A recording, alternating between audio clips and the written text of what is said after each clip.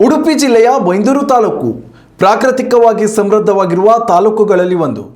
ಆದರೂ ಕೂಡ ಬೇಸಿಗೆಯಲ್ಲಿ ಕುಡಿಯುವ ನೀರಿನ ಸಮಸ್ಯೆ ತಪ್ಪಿಲ್ಲ ಎಂದರೆ ನೀವು ಆಶ್ಚರ್ಯಪಡುತ್ತೀರಿ. ಅದರಲ್ಲೂ ಬೈಂದೂರು ನಗರ ವ್ಯಾಪ್ತಿಯ ಬಹುತೇಕ ಸರ್ಕಾರಿ ಕಚೇರಿಗಳು, ಮನೆಗಳು, ಆಸ್ಪತ್ರೆಗಳು ಬೇಸಿಗೆಯಲ್ಲಿ ಟ್ಯಾಂಕರ್ ನೀರನ್ನೇ ಅವಲಂಬಿಸಿದೆ. ಈ ಬಾರಿ ನೀರಿನ ಸಮಸ್ಯೆಗೆ ಮುಕ್ತಿ ಹಾಡಲು ಸಮಯ ಬಂದಿದೆ. ಆದರೆ ಅದು ಅಧಿಕಾರಿಗಳ ಸಂಕಲ್ಪದ ಮೇಲೆ ನಿಂತಿದೆ. ಉಡುಪಿ ಜಿಲ್ಲೆ ಬೈಂದೂರು ತಾಲೂಕು ಪ್ರವಾಸೋದ್ಯಮಕ್ಕೆ ಹೇಳಿ ಮಾಡಿಸಿದ ಜಾಗ, ಸಂಪದ್ಭರಿತವಾಗಿರುವ ತಾಲೂಕು. ಯಾಕಂದ್ರೆ ಇಲ್ಲಿ ಉದ್ದನೆಯ ಕಡಲ ತೀರ, ಬಯಲು ಸೀಮೆ ಹೋಲುವ ಪ್ರದೇಶಗಳು, ಅರೆಮಲೆನಾಡು, ದಟ್ಟ ಕಾಡು, ಹತ್ತಾರು ಜಲಪಾತಗಳು, ಮನಮೋಹಕ ಗಿರಿಶಿಖರಗಳು ಇಲ್ಲಿನ ಸೌಂದರ್ಯವನ್ನ ಇಮ್ಮಡಿಯಾಗಿಸಿದೆ. ಈ ಪ್ರದೇಶದಲ್ಲಿ ಎಲ್ಲಿ ನೋಡಿದರೂ ಕೂಡ ನೀರಿಗೆ ಬರ ಇಲ್ಲ ಎನ್ನುವಷ್ಟು ಹಸಿರಾಗಿರುವ ತಾಲೂಕು ಬೈಂದೂರು. ಆದರೆ ಇಂತಹ ಬೈಂದೂರಿನಲ್ಲಿ ಸದ್ಯ ಕೆಲವು ವರ್ಷಗಳಿಂದ ಬೇಸಿಗೆ ಆರಂಭವಾದರೆ ಸಾಕು, ಕುಡಿಯುವ ನೀರಿಗೆ ಹಾಹಾಕಾರ ಕೇಳಿ ಬರ್ತಾ ಇದೆ. ಟ್ಯಾಂಕರ್ ನೀರು ಬಳಸಿ ಕುಡಿಯುವ ನೀರು ಒದಗಿಸಬೇಕಾದ ಅಗತ್ಯತೆ ಸದ್ಯ ಬೈಂದೂರು ಪಟ್ಟಣ ಪಂಚಾಯತ್ ಹೆಗಲೇರಿದೆ. ಪಟ್ಟಣ ಪಂಚಾಯಿತಿ ವ್ಯಾಪ್ತಿಯಲ್ಲಿ 16 ಕೊಳವೆ ಬಾವಿ, 19 ಸಾಮಾನ್ಯ ಬಾವಿ ಹಾಗೂ 9 ಓವರ್ ಹೆಡ್ ಟ್ಯಾಂಕ್ ಇದ್ದರೂ 4 ಬಾವಿ ಹಾಗೂ 3 ಕೊಳವೆ ಬಾವಿಯ ನೀರಿನ ಮೂಲವನ್ನಷ್ಟೇ ಪಟ್ಟಣ ಪಂಚಾಯತ ನೆಚ್ಚಿಕೊಂಡಿದೆ. ಸುಮಾರು 1250ಕ್ಕೂ ಅಧಿಕ ನಲ್ಲಿ ಸಂಪರ್ಕ ಇದ್ದು 2 ದಿನಕ್ಕೊಮ್ಮೆ ನೀರು ಸರಬರಾಜು ಮಾಡಲಾಗ್ತಾ ಇದೆ. ಬೇಸಿಗೆ ಕಾಲದಲ್ಲಿ ನೀರಿನ ಹಾಹಾಕಾರ ಅಂತಕ್ಕಂಥದ್ದು ತುಂಬ ಇದೆ. ಇವತ್ತು ಎಲ್ಲಿವರೆಗಿದೆ ಅಂತ ಹೇಳಿದ್ರೆ, ಉತ್ತರ ಕರ್ನಾಟಕ ಭಾಗದಲ್ಲಿ ನೀರಿನ ಹಾಹಾಕಾರ ಹೇಗೆ ಇದೆ, ಅದೇ ರೀತಿಯಲ್ಲಿ ಬೈಂದೂರು ಪಟ್ಟಣ ಪಂಚಾಯತ್ ಎರ್ತರೆ ಈ ಪರಿಸರದಲ್ಲಿ, ಪಡುವರಿ ಈ ಪರಿಸರದಲ್ಲಿ ದೊಡ್ಡ ರೀತಿಯಾಗಿರ್ತಕ್ಕಂಥ ನೀರಿನ ಹಾಹಾಕಾರ ಇದೆ. ಆದ್ದರಿಂದ ಸರ್ಕಾರ ಪಟ್ಟಣ ಪಂಚಾಯತ್ ಆದಷ್ಟು ಬೇಗ ಏನು ಒತ್ತಿನೆಣೆಯಲ್ಲಿ ಇವತ್ತು ಬೋರ್ವೆಲ್ಲನ್ನು ಕೊರೆದಿದ್ದಾರೆ, ಟ್ಯಾಂಕ್ ಆಗ್ತಾ ಇದೆ. ಇವತ್ತು ಆ ಟ್ಯಾಂಕಿನ ಮುಖಾಂತರ ಬೇಸಿಗೆ ಕಾಲ ಬರುವುದರಿಂದ ಇಮಿಡಿಯೇಟ್ ಆಗಿ ಆ ನೀರಿಗೆ ಸಂಬಂಧಪಟ್ಟ ಹಾಗೆ ಆ ನಲ್ಲಿ ಜೋಡಣೆ ಆಗಬೇಕು. ಜನರಿಗೆ ಮತ್ತು ಸರ್ಕಾರಿ ಕಚೇರಿಗಳಿಗೆ ನೀರನ್ನು ಕೊಡುವಂಥ ಕೆಲಸವನ್ನು ಆದಷ್ಟು ಬೇಗ ಪಟ್ಟಣ ಪಂಚಾಯತ್ ಮಾಡಬೇಕು ಅಂತಕ್ಕಂಥ ವಿನಂತಿಯನ್ನು ಈ ಸ್ಥಳದಲ್ಲಿ ಮಾಡ್ತಾ ಇದ್ದಾರೆ.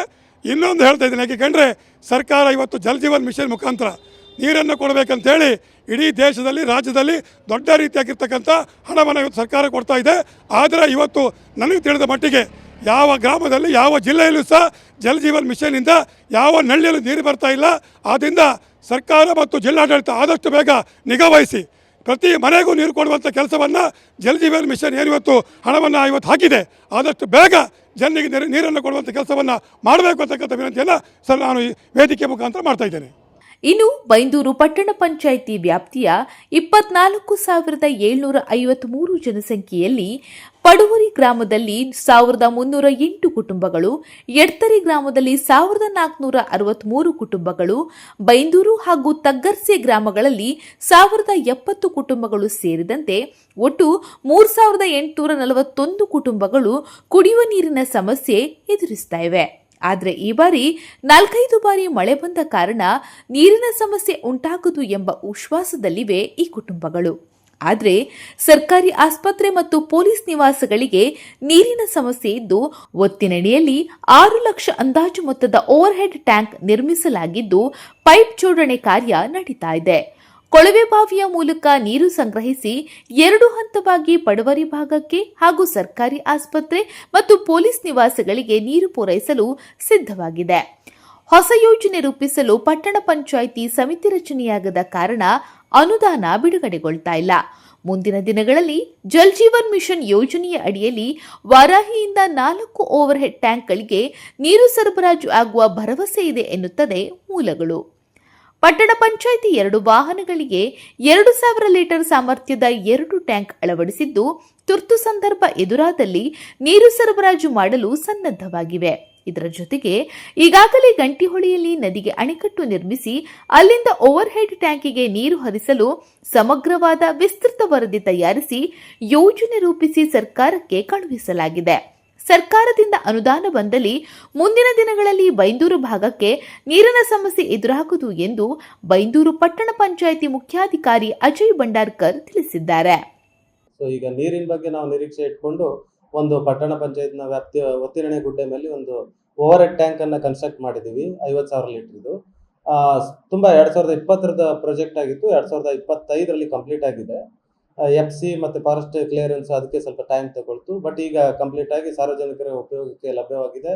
50,000 ಲೀಟರ್ ನೀರು, ಒಳ್ಳೆ ನೀರು, ಬೋರು 5 ಇಂಚ್ ಬಿದ್ದಿರುವಂಥ ಬೋರ್ ಇದೆ. ಸೊ ನೀರು ಅಲ್ಲಿಂದ ಓವರ್ ಹೆಡ್ ಟ್ಯಾಂಕಿಂದ ಸಪ್ಲೈ ಆಗ್ತಿದೆ. ಎಲೆಕ್ಟ್ರಿಫಿಕೇಶನ್ ಮುಗಿದಿದೆ, ಒಂದು ಫ್ಲಶಿಂಗ್ ಒಂದಿದೆ, ಮತ್ತೆ ಮೀಟರ್ ಒಂದು ಕೂಡಿಸ್ಬೇಕು. ಇನ್ನು ಪಂಪ್ ಒಂದು ಹಾಕಿದ್ರೆ ಅದು ನೀರು ಸಿಗತ್ತೆ. ಆ ನೀರು ಅಲ್ಲಿಂದ ಪಡುವರಿ ಭಾಗದ ಜನರಿಗೆ 1,200 ಕುಟುಂಬಗಳಿಗೆ, ಮತ್ತು ಇಲ್ಲಿ ಪೊಲೀಸ್ ಕ್ವಾರ್ಟರ್ಸ್ಗೆ ನೀರಿನ ಬೇಡಿಕೆ ಇದೆ. ಒಂದು 50 ಮನೆಗಳಿದಾವೆ ಅಂತೇಳಿ ಬೇಡಿಕೆ ಇದೆ, ಅವರಿಗೂ ತಲುಪ್ತಾ ಇದೆ. ಹಾಗೆ ಮುಖ್ಯವಾಗಿ ನಮ್ಮ ರೋಗಿಗಳಿಗೆ, ಈಗ ಸಾರ್ವಜನಿಕ ಸಮುದಾಯ ಆರೋಗ್ಯ ಕೇಂದ್ರಕ್ಕೆ ನೀರಿನ ಸಮಸ್ಯೆ ಇದೆ, ಡಯಾಲಿಸಿಸ್ಗೆ ನೀರಿಲ್ಲ ಅಂತ. ಸೊ ಅವರಿಗೆ ತಕ್ಕ ಹಾಗೆ ನಾವು ದಿವಸಕ್ಕೆ 4,000 ಲೀಟರ್ ನೀರನ್ನು ಕೊಡಬೇಕಾಗಿದೆ. ಸೊ ಆ ನೀರನ್ನು ಕೊಡುವಂತ ಯೋಜನೆಯನ್ನು ಹಮ್ಮಿಕೊಂಡಿದ್ದೀವಿ. ಇದೊಂದು ಶಾಶ್ವತ ಪರಿಹಾರ ಆಗ್ಬಹುದು ಪಟ್ಟಣ ಪಂಚಾಯತಿಗೆ ಅಂತ ಹೇಳಿ ನಾವು ಭಾವಿಸ್ತಾ ಇದ್ದೇವೆ. ಒಟ್ಟಾರೆಯಾಗಿ ವ್ಯವಸ್ಥೆಗಳು ಸಿದ್ಧವಾಗಿದೆ, ಆದರೆ ಕೆಲವೊಂದು ಬಾಕಿ ಕೆಲಸಗಳು ಇನ್ನೂ ಮುಗಿಯದ ಕಾರಣ ಈ ಬಾರಿಯಾದರೂ ಕುಡಿಯುವ ನೀರಿನ ಸಮಸ್ಯೆ ಪರಿಹಾರ ಸಿಗಬಹುದೇ ಎನ್ನುವುದು ಜನರ ಪ್ರಶ್ನೆ. ಅಧಿಕಾರಿಗಳು ಮೈಮರೆಯದೆ ಕರ್ತವ್ಯ ನಿರ್ವಹಿಸಿದರೆ ಈ ಬೇಸಿಗೆಯಲ್ಲಿ ನೀರಿನ ಭರ ದೂರವಾಗಲಿದೆ. ಮತ್ತೆ ಮೈಮರೆತರೆ ಮಾತ್ರ ಹಾಹಾಕಾರ ತಪ್ಪಿದ್ದಲ್ಲ. ಅಶ್ವಥ್ ಆಚಾರ್ಯ, ನ್ಯೂಸ್ ನೆಕ್ಸ್ಟ್, ಉಡುಪಿ.